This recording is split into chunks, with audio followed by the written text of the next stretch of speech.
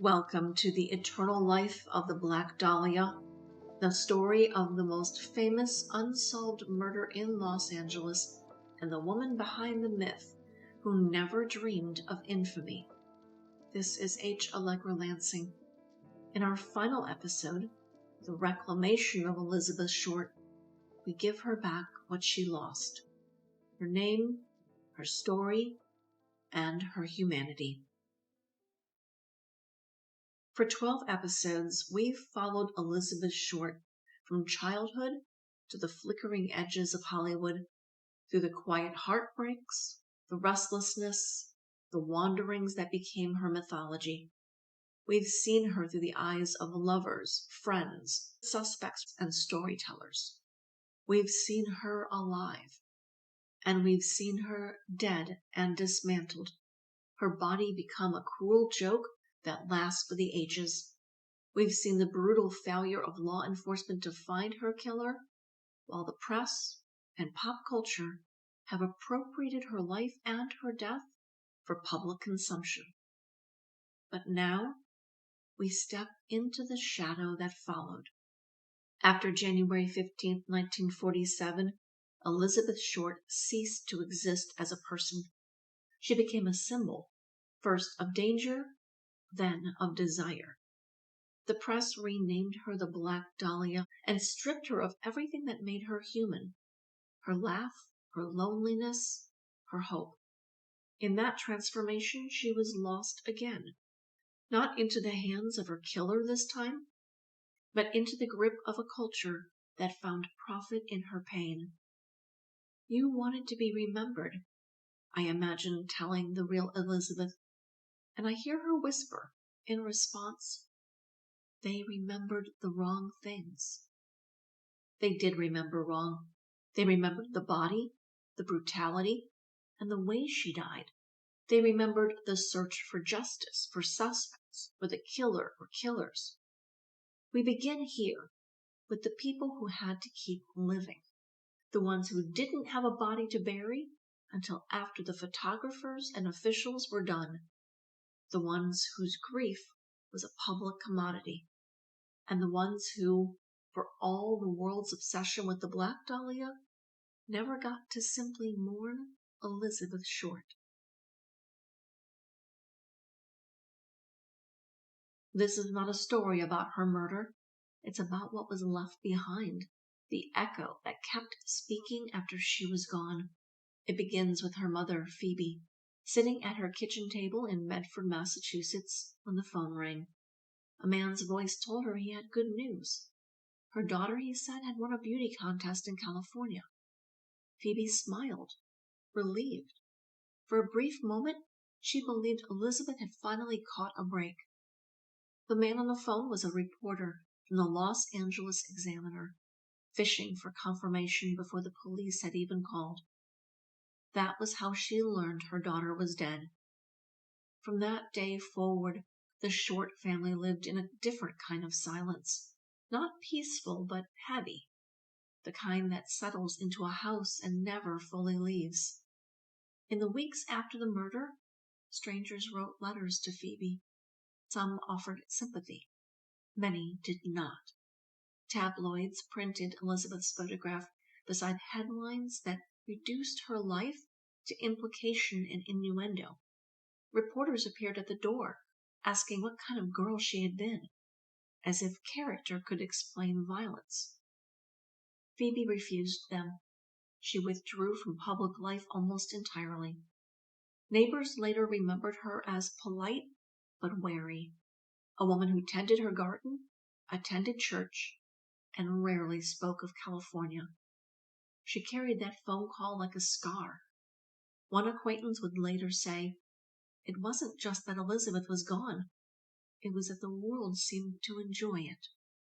Her daughters, Virginia, Dottie, Noni, and Muriel, tried to move forward. They married, raised children, and built lives deliberately removed from the spotlight. But every few years the story returned. A new suspect, a new book, another headline resurrecting the Black Dahlia.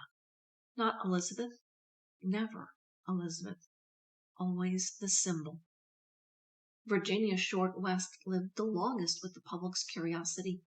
Her connection to Los Angeles and to people who had known Elizabeth meant that reporters occasionally found their way back to her. She rarely spoke. Those who knew her later described a woman protective of her sister's memory, wary of anyone who claimed certainty about what happened. Muriel and Dorothea and Eleanora chose quieter paths still. Some family members changed names or avoided discussing the case altogether. For the next generation, nieces, nephews, grandchildren, Elizabeth became both family and legend, someone spoken of carefully, sometimes indirectly. The tragedy lingered as something inherited, a story that arrived before people even knew who she had been. Phoebe endured longer than anyone expected. She outlived suspects, investigators, and the reporters who first sensationalized her daughter's death. She lived long enough to see the case become folklore. When Elizabeth's father, Cleo, died in 1967 and a military flag was sent to the family, Phoebe reportedly burned it and buried the ashes in her yard, an act that felt less political than personal, a private rejection of a world that had failed her child. She died in 1978 at the age of 90, having never publicly told her daughter's story in her own words. Silence, in that sense, became her act of defiance. If the world insisted on turning Elizabeth into spectacle, Phoebe refused to participate. But silence has a cost. For decades, the family's grief was absorbed into popular culture. Elizabeth became a costume, a paperback cover, a ghost story retold by strangers. Her name became shorthand for tragedy, while the people who loved her carried the weight privately. And yet, inside that silence, something survived. Elizabeth Short was not the broken figure the world invented. She was a daughter who wrote letters home, a sister who teased and laughed, a young woman who wanted more from life than what had been offered to her, and believed, perhaps stubbornly, that she might still find it. Her family never stopped being punished for that hope. Because she wanted something beyond what she was given, the world decided she must have invited what happened to her. It was easier to believe that than to accept randomness, cruelty, or failure. It's strange, isn't it? How the world remembers the murder, but not the mourning. How we can name the crime, but not the kindness of the people who loved her. How a single act of violence can reshape generations, leaving behind lives permanently bent around absence. But maybe that is why this final episode exists. Because before she was a mystery, before she was a myth, she was Elizabeth. And it's time she was remembered that way again. By the time the Black Dahlia investigation faded from front pages, the people who had once occupied its center began to drift back into ordinary life, or as close to ordinary as the shadow of Elizabeth Short's murder allowed. The case did not end with an arrest or a confession. It simply loosened its grip, leaving behind careers altered, reputations damaged, and questions that never stopped echoing. Red Manley, the last confirmed person to see Elizabeth alive, lived the remainder of his life under a label he never asked for. Cleared by investigators, he nevertheless carried the burden of proximity. In later years, his mental health deteriorated, and he spent time institutionalized. Whether the strain of the investigation contributed to that decline is impossible to know, but the association followed him until his death in 1986. He remains frozen in the public memory as a footnote to her final days. Mark Hansen, the nightclub owner whose address book became one of the case's most haunting artifacts, was never formally ruled out as a suspect. Investigators moved on from him, but they never erased him from consideration. Hansen continued operating the Florentine Gardens and remained a recognizable Hollywood figure. though the glamour of the nightclub era slowly faded. When he died in 1964, obituaries remembered his entertainment career, not his connection to Elizabeth Short. But within the case files, his name never entirely disappeared. Leslie Dillon, whose correspondence with Dr. J. Paul DeRiver ignited one of the investigation's most embarrassing detours, ultimately walked away legally vindicated but personally damaged. His lawsuit against the city was settled quietly. Dillon would spend the rest of his life insisting that he had been misunderstood, a fantasist caught in a system desperate for answers. DeRiver himself, once presented as an authority on criminal psychology, saw his credibility collapse amid revelations about his credentials and later legal troubles. His role in the case became a cautionary tale about ambition overtaking evidence. Other suspects faded more quietly. Carl Balsiger returned to a life marked less by murder suspicion than by financial schemes and legal trouble. George Hodel, long championed by his son as the killer, despite overwhelming contradictions in the evidence, became less a suspect than a symbol of how easily narrative can overpower fact. Hodel spent 4 decades in the Philippines before returning to California, living his final years in a penthouse apartment in San Francisco that overlooked, in the distance, Elizabeth Short's grave. He died by suicide at age 91. Marvin Margolis, whose wartime medical experience and proximity to Elizabeth made him one of the more plausible figures to revisit in later years, disappeared into obscurity, living under different names and drifting through business ventures that never fully stabilized. None of these men were ever charged with the murder of Elizabeth. None were conclusively cleared in the public imagination either. For the investigators, the Dahlia case became both legacy and burden. Detectives like Harry Hansen and Finis Brown spent years defending their work against criticism, internal politics, and the relentless pressure of an unsolved case. The investigation outlived their careers. It became, in many ways, the case that defined them, not because they solved it, but because they couldn't.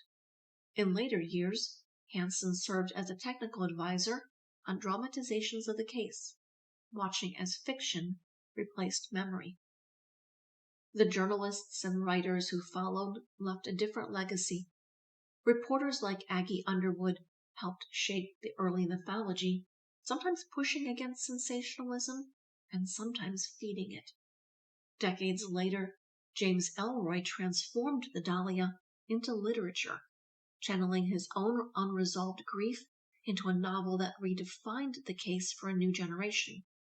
His work ensured that Elizabeth Short would never disappear from American cultural memory, even as it deepened the divide between the real woman and the fictional icon. Larry Harnish, approaching the case from the opposite direction, spent years attempting to strip away those myths, returning to original documents and timelines in an effort to restore clarity where storytelling had taken over. And today, the case remains open. The Los Angeles Police Department still lists the murder of Elizabeth Short as active.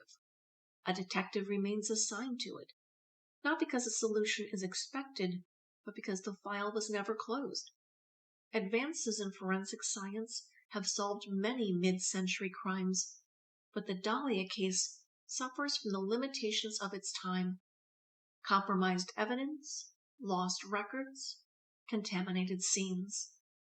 The physical trail is gone. What remains is history. Elizabeth Short's murder endures not because it was the most brutal crime of its era, but because it sits at the intersection of truth and invention. Every generation revisits it, hoping to be the one that finally makes sense of it. Yet perhaps the final understanding is simpler and harder to accept. Some crimes do not resolve. Some stories do not end cleanly. The reclamation of Elizabeth Short does not come from naming her killer. It comes from remembering that before she was a mystery, she was a person, and that the lives orbiting her death, from suspects to detectives to storytellers, were all changed by a question that has never been answered. We have told her story 1,000 ways, some beautiful, some cruel. And after all this time, maybe the question isn't who killed her, but what we keep killing every time we tell it wrong. What do we owe the dead? It's not silence, it's not spectacle. It's truth delivered with care. It's remembering that justice isn't just about catching a killer. It's about how we speak of the one who was lost. We are a culture that devours tragedy and calls it empathy, that worships women only after they're gone. We say their names, but only after turning them into archetypes. The saint, the sinner, the siren, the lost girl. Elizabeth Short was none of these, and she was all of them, because we made her that way. What is the moral line between remembrance and exploitation? It's thinner than we like to admit. Every retelling risks crossing it. Every article, every Netflix dramatization, every podcast episode, even this one, walks it like a wire. How can we honor without consuming? Maybe by listening differently, by resisting the urge to solve, and instead choosing to understand, by giving back the humanity we so easily take away in the name of curiosity. If we're going to keep telling these stories, and we will, then let's tell them better. Let's learn from Elizabeth Short what happens when fame comes too late, when the world only wants your body and not your name. Let's make her story the turning point, the one that asks us to slow down, to look closer, to feel something beyond the thrill. Because the thrill fades, the humanity doesn't. We can be gentler with victims' stories, critical of the narratives that glamorize their pain. And remember, every headline still echoes in someone's kitchen, in some family's home, in photo albums decades later. Elizabeth Short's mother lived to see her daughter reduced to headlines designed to cash in while the investigation failed to find justice. Her sisters carried that shadow for the rest of their lives. Now their children and grandchildren, and likely great-grandchildren. That's the real aftershock of violence, the silence that follows it, the generations who can't quite move on because the world never lets them. So maybe doing better by Elizabeth means doing better by all of them. The victims whose faces fill our feeds, the ones who were asking for it, who must have known better, who got in over their heads, the ones we consume instead of understand, and everyone who loved them. We can't save Elizabeth now, but we can stop making the same mistake. And if we choose to keep going, to keep looking at the stories that wait for us in the dark, then we carry that responsibility with us, to tell them fairly, to follow the truth as far as it will take us, and to keep each life, no matter how fractured the record, human at the center of it. Los Angeles doesn't forget its ghosts. They're always here. 79 years after the death of Elizabeth Short, the city still hums with her story. You can see it if you know where to look. There's a mural downtown that uses her face in black and white against neon lettering. There's a bar off Hollywood Boulevard that serves a cocktail called the Dahlia Noir. She's the ghost who sells tickets, the patron saint of Hollywood's favorite religion, fame after death. The more the city changes, the more she stays the same. Los Angeles didn't kill Elizabeth Short, but it knew exactly what to do with her once she was gone. It turned her into something consumable, something repeatable, something profitable. There's a kind of poetry in that, dark and cruel. The girl who wanted to be seen became impossible to look away from. The woman who longed for a small modeling career became the most photographed dead woman in history. Every year, on the anniversary of her death, the true crime forums light up again. Reddit threads dissect the crime scene. TikTok creators whisper about the prettiest corpse. Imagine dying at 22, but spending the next century trending. It's easy to say she represents lost innocence, but innocence was never what she wanted. She wanted motion, forward, upward, away. What she got was stillness, fixed forever in two distinct pieces, the real girl and the Black Dahlia, held in stasis by a city that couldn't let her go. They staked too much on the legend it constructed around her.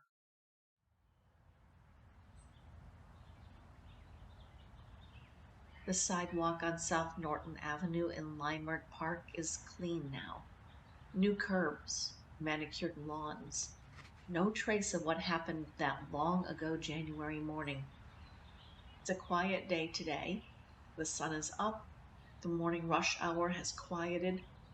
I look around, taking in what's here now. The houses that didn't exist in 1947. The sidewalk, repaved who knows how many times over the decades. A fire hydrant that appears in the old photographs, still standing where it always has, one of the only fixed points in a place that has otherwise been erased and rebuilt and pretended to forget. There are no markers here, no plaques, nothing to tell anyone passing through what happened here in 1947. But I know where I am. So do you. I see you walk up and join me there on the sidewalk, gazing at the trees, at signs of life in a pleasant city neighborhood that one day many years ago unfurled a terrible secret. You're not certain where to stand, not quite sure where to look. You glance down at the grass, hands in your pockets, waiting for something to happen. And as the sun rises higher, morning giving way to noon, others begin to arrive, one by one, drawn in the same quiet way. No one here speaks. You all look around at the sky, at the houses, the cars driving past. You stare at the spot on the ground where you think she once was. We know why we are here. Walk with me, will you? We begin to move, and as we do, we circle backward, through the city she knew, through the places that held her before this one. The quiet of Norton gives way to something denser as we head north, the streets narrowing, the past pressing a little closer to the present. You follow as we pass where the Hawthorne apartments once stood, where she had stayed, where she was known not as a legend, but as a young woman moving through the big city, finding her footing. Not far from there was the pig stand, bright and open, car hops stacking trays on their forearms, the blender making a batch of strawberry milkshakes, convertibles full of kids who did their duty for God and country and got to come home to the Golden State as though everything were okay again. This was a place of quick food, friendly conversation, and laughter. A place where nothing more frightening than overcooked French fries ever happened. We continue into Hollywood, where the glow of the city once promised something more. The Florentine Gardens drew people in, with its lights and music, the sense that something might happen to you here if you stayed long enough. You could be the next Yvonne DiCarlo, the next Gwen Verdon. Elizabeth moved through this world. She stood beneath those lights, and just beyond, on Carlos Avenue, was the house where she stayed, a place of temporary welcome, of shifting permission, doors that opened and closed, depending on who was present and what was expected.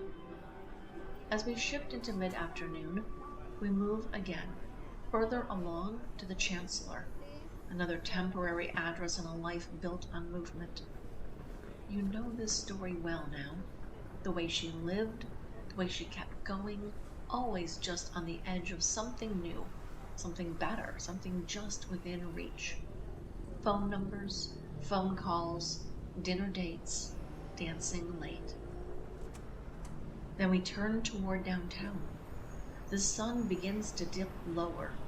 The streetlights change before we even approach, letting us walk through the city that was so briefly hers. As we cross the street to reach the bus depot, that's when I hear it. A faint, distinct sound against the pavement. The light tap of metal on the sole of shoes. A bright sound in mid-afternoon. I almost missed it as the noise of traffic began to increase again for the evening rush hour. I know that sound isn't coming from any of you. We reach the site of the old bus depot, and I motion for you to pause.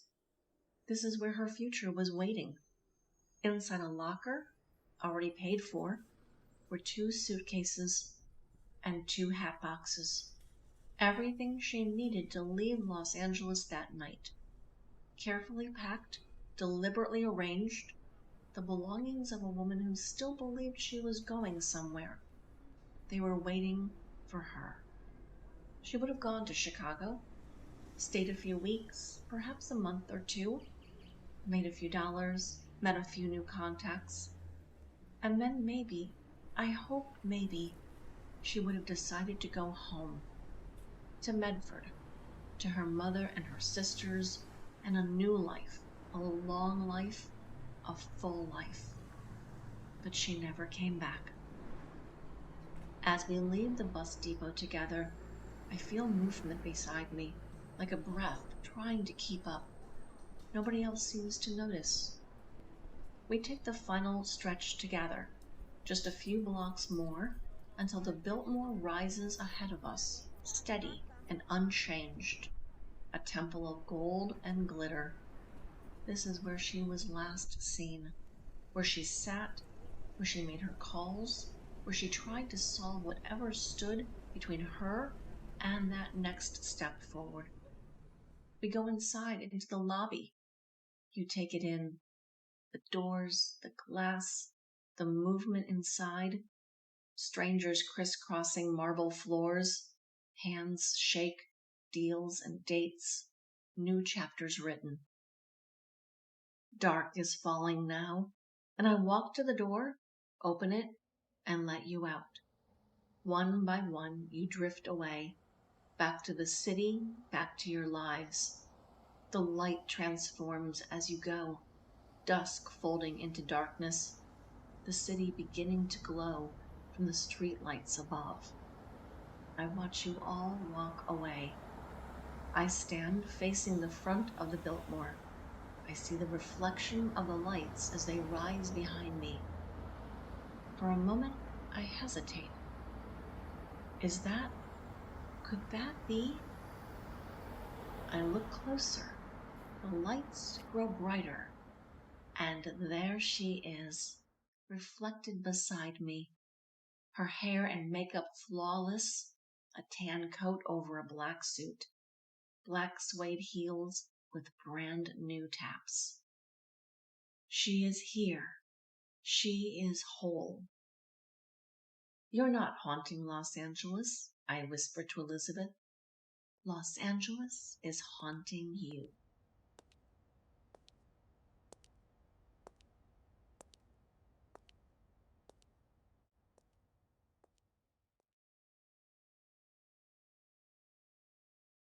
There comes a point in every story when the evidence stops speaking and the silence starts to matter more. For Elizabeth Short, that silence has lasted nearly 8 decades. It has been filled with rumor and projection, cruelty and obsession. a chorus of other people's voices drowning out her own. We have pieced together what we could of her life: the restless daughter, the loyal friend, the woman who kept trying to begin again. We followed her through borrowed rooms and half-remembered romances, through every version of herself she spun just to survive another day. Each story she told was an act of hope or defiance against a world that wouldn't give her what she needed most: safety, belonging, love. Elizabeth was a dreamer, yes. She was also a drifter, a young woman who lived on charm, luck, and the generosity of others, a woman for whom dependency became both her salvation and her undoing. She had learned from a very young age that survival required being liked, desired, wanted, and so she became what people wanted her to be, until the wrong person wanted her. We told the story of the discovery of her body, how evidence was trampled, how the investigation was botched, and how the press was merciless in selling an image to a public fascinated with crime, and even complicit in how it found its stories and influenced law enforcement. We tracked the suspects from the most outlandish, the least plausible, to those that still merit consideration today, knowing that nothing will ever be solved, nothing can be solved, and solving the crime is less important than knowing the life that was taken. It is hard to imagine anyone inflicting that much pain on another human being without some reason, a twisted, selfish, imagined reason. Did she meet a man on January 9th, someone she thought might offer dinner, shelter, a small reprieve, and instead came face to face with a predator? Did she contact someone she once trusted, unaware of how deep their resentment ran?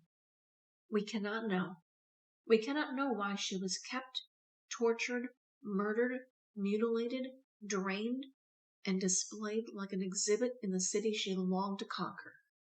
But there are things we can know, and things we must finally set straight. Elizabeth Short was not a prostitute. Elizabeth Short was not a failed actress, nor even a would-be one. She never once even applied to be an extra. Elizabeth Short was not sexually infantile, nor incapable of intercourse. She was not pregnant. She was not an alcoholic. She was not a lesbian. She was not a man-hater. And she was not staying at the Cecil Hotel before she disappeared. Most importantly, Elizabeth Short did not deserve what happened to her, not in life, not in death, and not in the decades since. She did not deserve to be turned into a symbol of danger or desire. She did not deserve to become our macabre shorthand for mystery, a woman reduced to a punchline in a black dress, blood seeping at each corner of her mouth. The LAPD failed to find and prosecute her killer. The press failed to protect her dignity. And we, the public, failed too. Every time we repeated her nickname instead of her name. Every time we spoke of the Dahlia instead of Elizabeth. Because it was never about the flower. It was about the girl. The girl who kept reinventing herself, sometimes with stories that bent the truth, not to deceive but to survive. The girl who lived off borrowed kindness. The girl who wanted to make something of her life and did, though not in the way she imagined.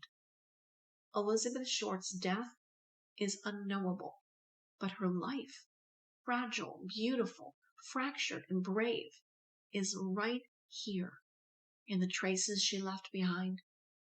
She was not a saint nor a siren. She was a woman navigating a world that asked too much and offered too little. And in that, she was no different than millions of others. Each of you came here looking for a mystery, but stayed for a woman. That, I think, is progress. Maybe we can't save Elizabeth. Maybe she doesn't need saving anymore. Maybe what she needs, what she's always needed, is to be remembered. You wanted to be seen. We see you now. You wanted love.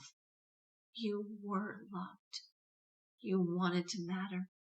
You still do. And as the final word in your story, Elizabeth, not the Dahlia, but you, I'll let you have the last line. You once said, "Someday I'll make my life mean something." Thank you for listening to the eternal life of the Black Dahlia. Every time we speak her real name, we return a fragment of humanity to a woman the world remembers only for the way she was murdered.